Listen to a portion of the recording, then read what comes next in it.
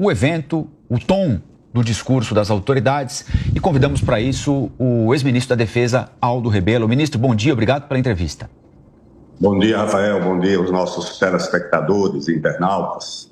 O que o senhor achou do tom utilizado ontem pelo presidente Lula, pelo ministro Alexandre de Moraes, falando em tentativa de golpe de Estado, em manutenção da democracia, na necessidade de punição e de não perdoar para não estimular que aconteça de novo o que aconteceu no dia 8 de janeiro? Como é que o senhor avalia o rumo que a coisa tomou ontem, ministro? Rafael, consideremos o episódio de 2023, do 8 de janeiro, sob os seus diferentes aspectos. Em primeiro lugar, foi uma violência e uma violação dos espaços de poder, tanto na Câmara dos Deputados, no Senado, no Palácio do Planalto e no Supremo Tribunal Federal, com a presença de vândalos, paderneiros, e devem ser tratados com o rigor da lei. Ou seja, deve haver punição rigorosa para o tipo de crime que aconteceu no dia 8 de janeiro de 2023. Porém, daí a considerar aqueles atos de desespero e de violência uma tentativa de golpe, vai uma distância muito grande. Ou seja, qualificar aqueles acontecimentos de tentativa de golpe não passa de uma fantasia para legitimar o clima de polarização política, ideológica e de disputa que já envolve o país há alguns anos.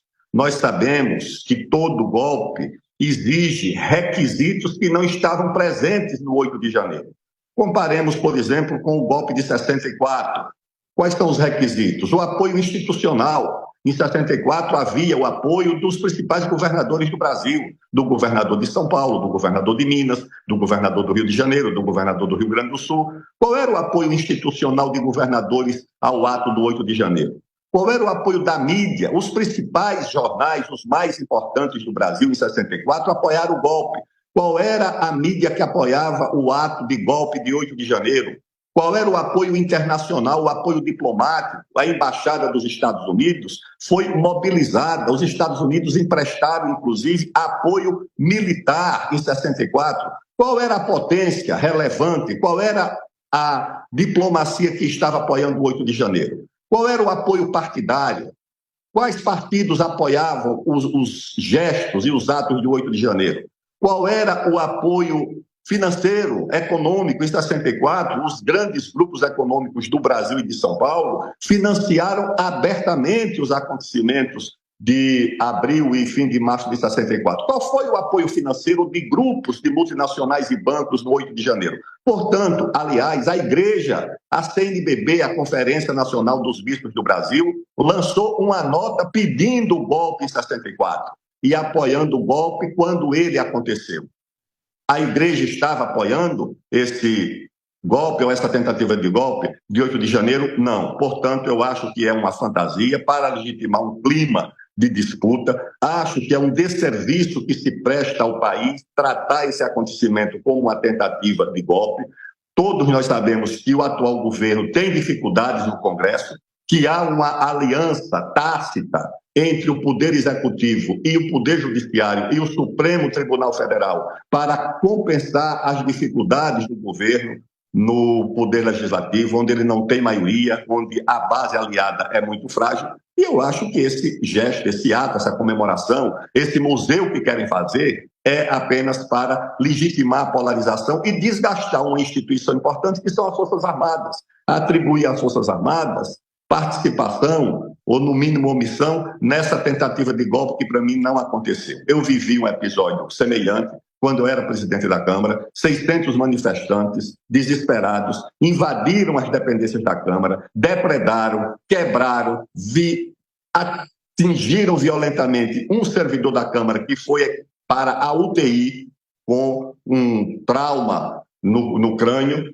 Isso tudo eu tratei como? Tratei como baderneiros, dei voz de prisão a todos eles foram presos, conduzidos pela Polícia Militar de Brasília ao ginásio Nilson Nelson, mas eu não tratei aquilo como uma tentativa de golpe, nem contra a Câmara, nem contra o país. Tratei como ato de violência de baderna, como são atos de violência de baderna aquilo que aconteceu no 8 de janeiro. Agora, ministro, para além dessas ações capitaneadas pelo governo, mas com apoio também do Legislativo, ou pelo menos parte dele, e do Judiciário, ações que aconteceram ontem, como o senhor analisa a atuação dos poderes ao longo desse último ano, pós-invasão, pós-ataques? Nós tivemos um judiciário que segue fazendo julgamentos, se não me engano, cerca de 30 réus já foram julgados, já foram condenados.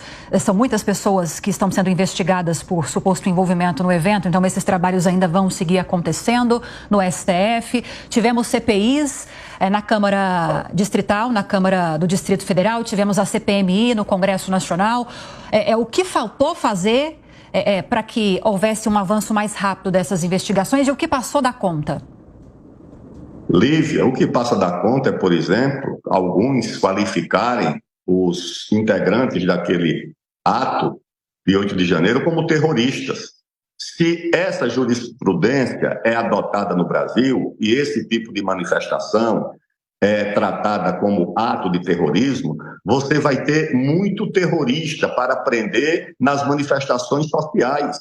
Qualquer manifestação de protesto que inclua algum ato de violência vai ser qualificada como terrorista. E você sabe que as coisas mudam no país. Tem governo que acha que determinado ato é terrorista e quando muda o governo, a concepção muda também completamente. Já vai ser outro tipo de ato que vai ser qualificado como terrorista. Portanto, não se pode brincar nem com esses conceitos e nem com a aplicação da lei. E mais uma vez eu digo, a baderna, a confusão, a violência, tudo isso tem que ser combatido com muito rigor. Agora, a aplicar conceitos como terrorista, como golpista, a esse tipo de ato, eu acho que é um exagero que só se explica pelas dificuldades políticas que o governo enfrenta, principalmente no Congresso, pela necessidade da aliança de um poder executivo fragilizado, que pouco governa o país. Por quê? Porque o Supremo governa uma parte,